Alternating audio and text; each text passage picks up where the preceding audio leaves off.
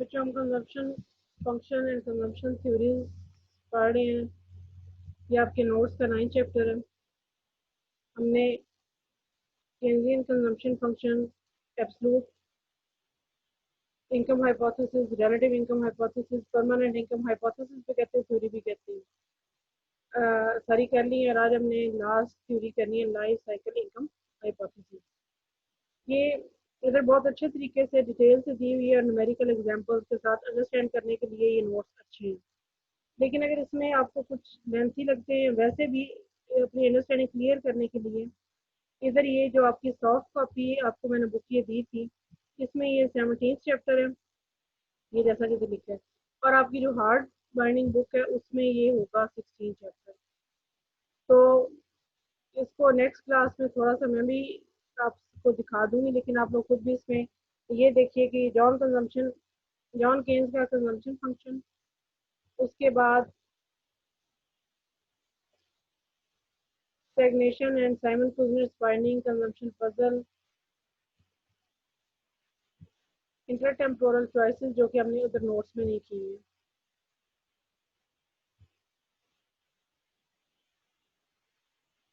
Consumer preferences जो सी है, इसमें असल में micro economics behind the macro economics foundation यहाँ पे दी हुई है। थोड़ा सा जो आप ये पढ़ते हैं, जो ये इंडिविजुअल कंजम्पशन फंक्शन या प्रेफरेंसेस हैं, सिंपल इंडिफरेंस काउंट और बजट कंस्ट्रेंट, ये आपने माइक्रो में पढ़ी होगी, उसको मैक्रो के व्यू पॉइंट से भी डिस्क्राइब किया हुआ है।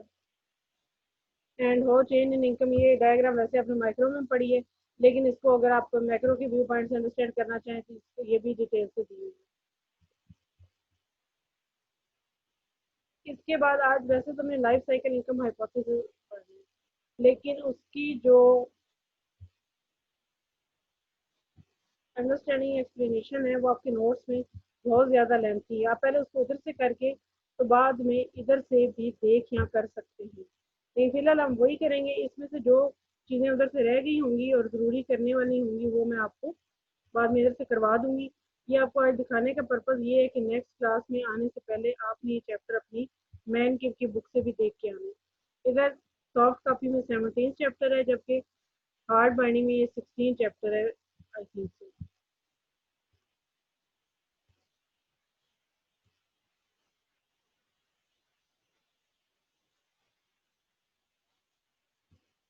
Relative income hypothesis, absolute income hypothesis and permanent income hypothesis करने के बाद आज हमने करना लाइफ साइकिल हाइपोथेसिस।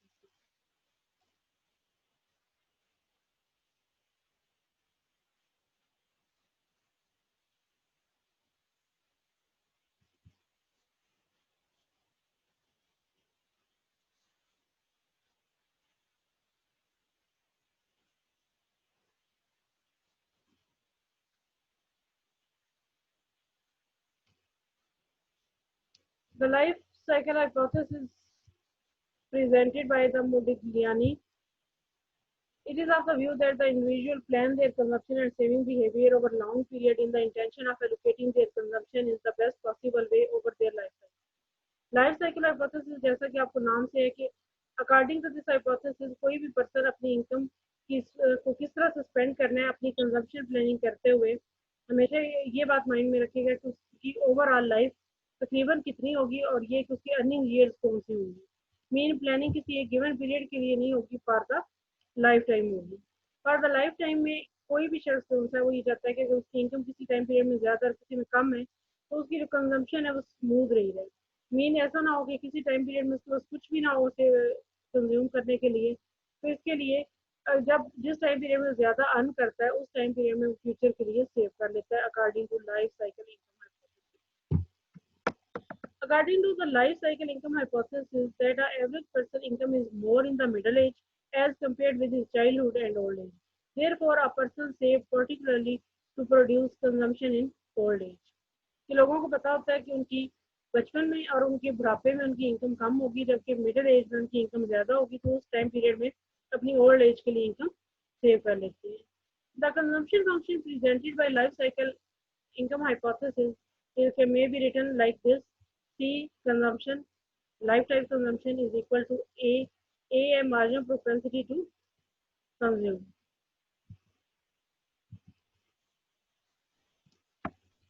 WR के आपकी टोटल रियल वेल्थ है, और CB margin propensity to consume है, और YL क्या है, आपकी टोटल लेबर इनकम है किसी भी गिवन टाइम पीरियड में।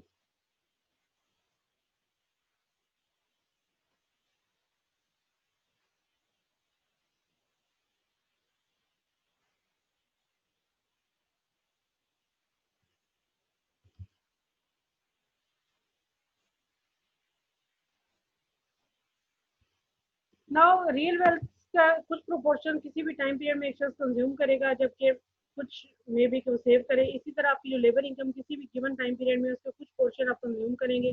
कितना पोर्शन या आप कंज्यूम करेंगे वो आपकी MPC है, जो वेल्थ के लिए A से प्रेजेंट की है और लेबर इनकम के लिए C से प्रेजेंट की है।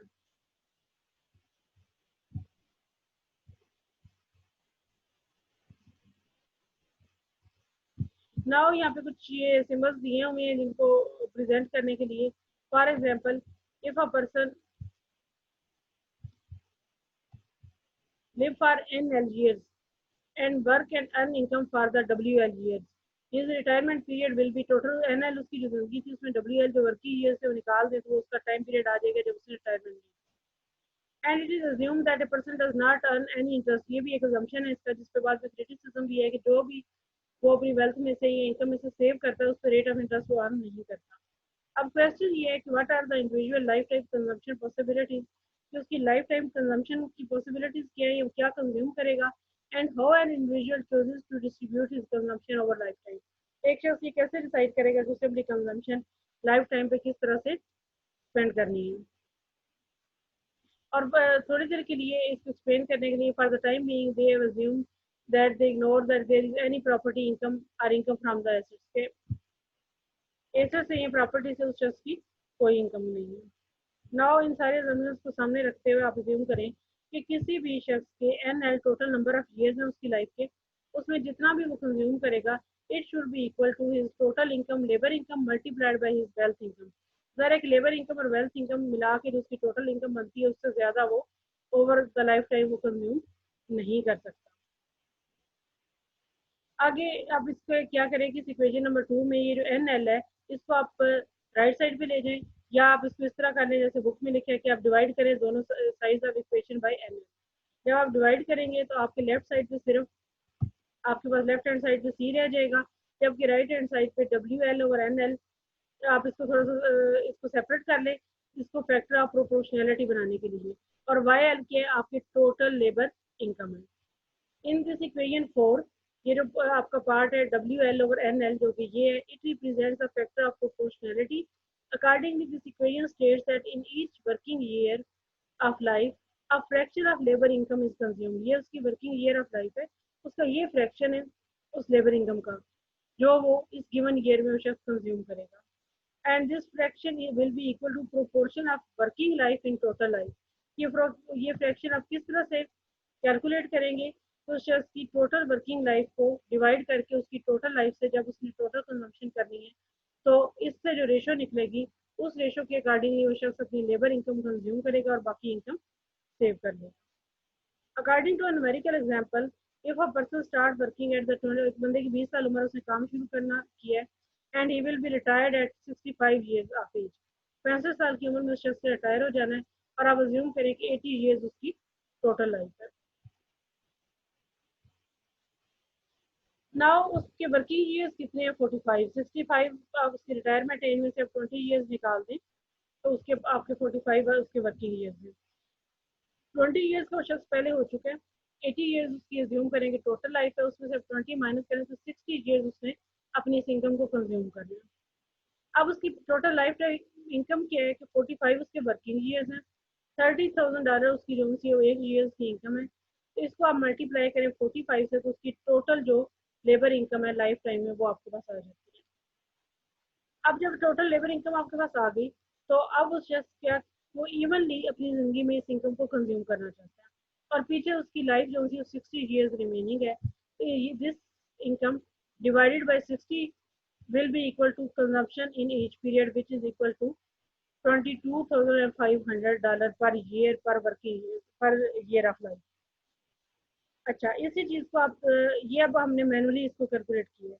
अभी जो लास्ट पेज पे हमने फार्मूला बनाया था, ये इक्वेशन थी, वो यही थी कि आपकी टोटल वर्किंग जो लेबर ईयर्स हैं डिवाइडेड बाय आपकी टोटल लाइफ मल्टीप्लाइड बाय आपकी लेबर इनकम पर ईयर। तो उससे भी आप ये निकालें तो इसी तरह से निकलेगा कि 45 उस शख्स के वर्किंग ईयर्स हैं, 60 वो है जिन पे उसने टोटल अपनी कंजम्पशन कंज्यूम करनी है, उसको आप इससे मल्टीप्लाई कर दें 30,000 जो उसकी पर ईयर लेबर इनकम है, तो आपके पास वही आंसर आया है 22,500 डॉलर जो कि आपके पास इधर आया था। So in this income, in this example, WL over NL is the factor of proportionality, इसे आप MPC भी कह सकते हैं, which is represented by C, small c. Here, its value is W over NL is equal to 0.75. It shows that 0.75 of the labor income is consumed in each year the person works. It is a fraction of the lifetime that a person works. इसी तरह आप इसको जिस तरह हम पहले भी जो भी इनकम कंजम्पशन हमारा फंक्शन होता है तो ये कंजम्पशन उसको इनकम में से माइनस करते हैं तो आपके पास सेविंग प्रोपोर्शन आ जाता है। ये इसी तरह से कैलकुलेट हुई है, इसको आप देख लीजिएगा, इसमें कोई प्रॉब्लम हो सिंपली सेविंग वाई माइनस सी है, वाई की जगह आप वाई एल पुट कर लेंगे, सी की जगह आपका ये जो फार्मूला हमने निकाला था वो पुट करेंगे, इनको आपस में आप कैंसिल आउट करें तो आपके पास टोटल सेविंग आ जाएगी फॉर द टाइम पीरियड, और इसको आप इस फार्मूला से भी निकाल सकते हैं।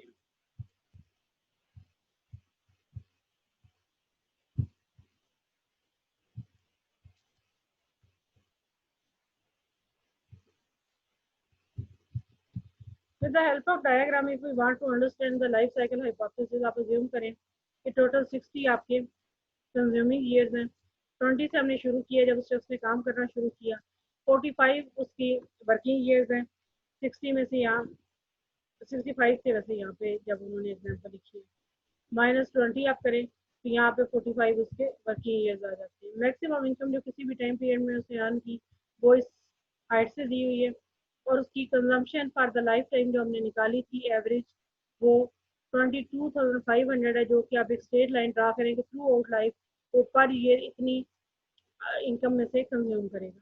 अब इन द बिगिनिंग उसकी इनकम जो सी है वाई एल अर्निंग जो सी है ज़्यादा है, जिसको 30,000 से प्रेजेंट किया होगा। 30,000 में से आप 22,500 माइनस करें तो ये इस टाइम पीरियड की शेडेड एरिया सेविंग दिखा रहे हैं। आगे इन द ओल्ड एज जब उसकी एसेट्स में से इनकम आ रही है लेकिन उसकी ओवरऑल इनकम या लेबर इनकम जो है वो डिक्रीज हो रही है, तो इस टाइम पीरियड में वो शख्स की इनकम होते होते जीरो हो गई है, तो ये जो उसने अपनी कंजम्पशन फिर भी 22,500 पे मेंटेन रखी है, तो ये कहाँ से आई है, ये उस शख्स की डिस सेविंग्स है, मीन कि जो इस टाइम पीरियड में उसने सेव किया वो इस टाइम पीरियड में उसने कंज्यूम कर लिया और उसने कंजम्पशन अपनी स्मूथ रखी।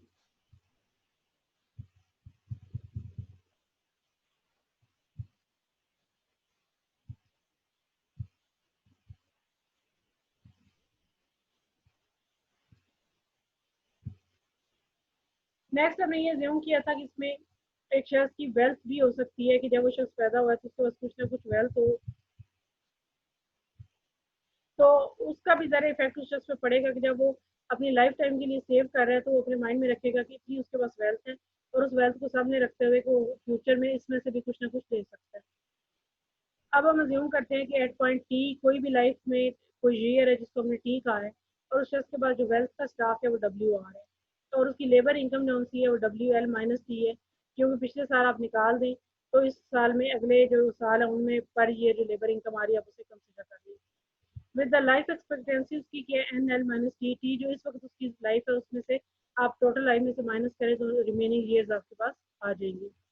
तो वो शख्स अपनी कंजम्पशन पॉसिबिलिटीज किस तरह से डिसाइड करेगा कि C multiplied by N L उसकी टोटल लाइफ माइनस उसकी करंट लाइफ, तो ये उसकी कंजम्पशन है जो उसको लाइफ रिमेनिंग लाइफ के लिए चाहिए। डब्ल्यू आर वो वेल्थ जिसके साथ वो पैदा हुआ है, प्लस डब्ल्यू एल उसकी वर्किंग लेबर जो इनकम है, माइनस टी जी एस वो इनकम जो पिछले सालों में गुजर चुकी है उसे निकाल दें, ज़रब Y L multiplied by Y L आप उसकी पर ईयर जो लेबर इनकम है उससे मल्टीप्लाई कर दें। Here WR represent wealth which is also a source of financing lifetime consumption. If we divide this equation 7 by N L minus T, ये जो N L minus T है इससे आप यहाँ से इस होल इक्वेशन को डिवाइड करें और यहाँ सिंपली आप ये कहें कि shift it to the left side, right side, left side पे ये पहले मल्टीप्लाई हो रहा है, जब आप इसको राइट साइड पे लेके जाएंगे तो ये डिवाइड हो जाएगा। जब ये डिवाइड होएगा तो आपकी इक्वेशन कुछ इस शक्ल में बनेगी कि W R plus small bracket W L minus T small bracket close divided by N L minus T and multiplied by the Y L. इसमें आप इसको अलग अलग दोनों साइड से डब्ल्यू आर से भी अलग से डिवाइड कर सकते हैं और डब्ल्यू एल माइनस टी से भी अलग से डिवाइड कर लें। इसको आप वाई एल को इधर भी मल्टीप्लाई कर दें तो आपके पास इक्वेशन कुछ इस शक्ल में आ जाएगी। इसमें डब्ल्यू आर को उन्होंने साइड पे लिख लिया है, 1/n l माइनस टी है, प्लस इस सारी जो ब्रैकेट में टर्म्स है इसी तरह लिखी रहे। तो असल में ये क्या चीज़ है कि ये 1/n l माइनस टी ये आपकी मार्जिनल प्रोपेंसिटी टू कंज्यूम है आउट ऑफ वेल्थ, और W L minus T divided by N L minus T जो आपके पास ये फिगर आएगा ये आपकी मार्जिनल प्रोपेंसिटी टू कंज्यूम है आउट ऑफ लेबर इनकम। अगर आप इस पार्ट को स्मॉल ए से प्रेजेंट करें और इसको स्मॉल सी से, तो आप इस इक्वेशन को उस तरह से लिख सकते हैं जिस तरह हमने शुरू में लाइफ साइकिल इनकम हाइपोथेसिस को प्रेजेंट किया था।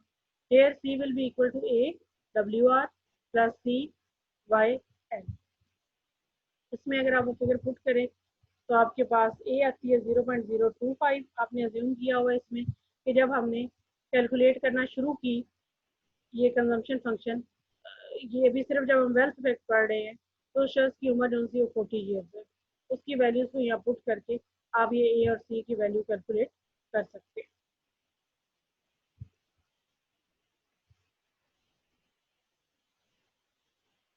According to the life cycle income hypothesis, consumption is constant over the consumer life. Consumption spending is financed by lifetime income plus initial wealth. And number third point, during each year, a fraction 1/n l minus t of wealth will be consumed, where n l minus t is the individual life expectancy. Life expectancy means कि remaining कितने years of life expect कर रहे कि रहते हैं। Current consumption spending depends upon the current wealth and lifetime income. इस पे जो क्रिटिसिज्म है वो सबसे पहले तो ये है कि इसके जो कंजम्पशन है वो नॉन रियलिस्टिक है। क्यों नॉन रियलिस्टिक है कि इसमें ये ज्यूम किया हुआ है कि एक शख्स को बहुत अच्छी तरह से पता है कि what will be the size and the nature of his family, कि फ्यूचर में उसकी फैमिली कैसी होगी, उसकी फैमिली का साइज क्या होगा और ये को कितने साल जिंदा रहेगा, ये सब बातें एक शख्स को पता है, जबकि रियल लाइफ में ऐसा नहीं होता। Secondly, what will be the earning of the consumer during his working period, एक शख्स को एग्जैक्टली पता है कि उसके वर्किंग जो लाइफ रिमेनिंग है उसमें उसका कितनी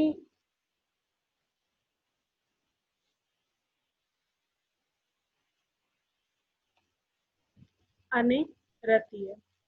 इसके अलावा how much a consumer could be able to borrow and what will be its condition. इसमें ये भी कि एक शख्स कमिंग ईयर्स में कितना उधार ले सकता है, उसकी क्या कंडीशन होगी ये भी उसे पता है। How many unexpected situations a consumer will have to face in future. Unexpected situations का यहाँ कोई जिक्र नहीं कि उसे वो पता होंगी नहीं पता होंगी।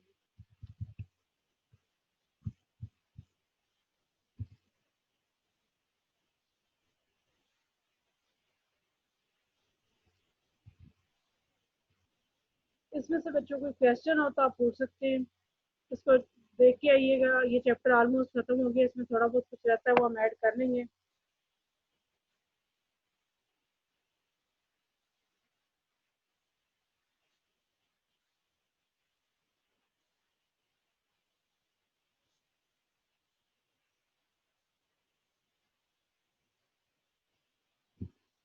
Any question?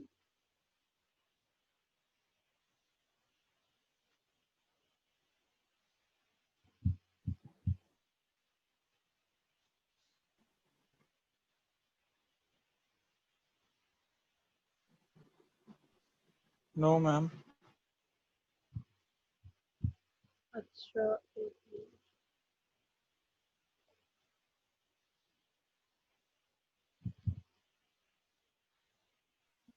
मैम जो 4 बारी असाइनमेंट थी वो चेक हो गई है? नहीं बच्चे,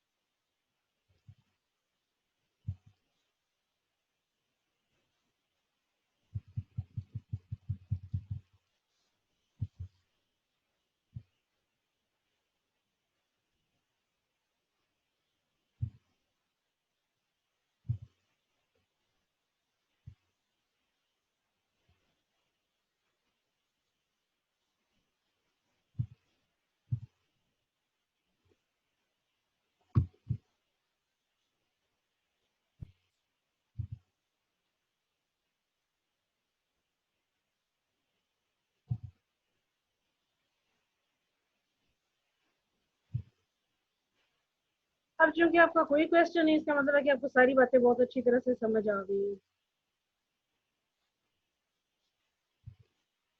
तो आप लोग फॉर द टाइम में ये जो आपको सामने एमसीक्यू नजर आ रहे हैं ना, इनको सॉल्व करें अपने तौर पे। अभी तो ये ज्यादा तो नहीं मैंने दिए,